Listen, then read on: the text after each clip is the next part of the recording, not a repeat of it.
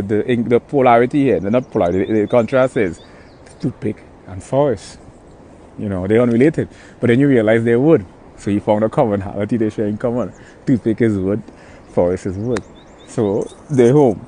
You see? So this is how Mitch Hedberg, juxtaposition of incongruity and how it's so realistic arises. How cohesive and how philosophically advanced comedic wise Mitch Hedberg was. So in every field you see this exemplified. Every field you see this juxtaposition of incongruity metaphorically exemplified. You see that prevalent in tech companies on the Nasdaq stock market. You know, when Google purchased YouTube. Why would Google purchase YouTube?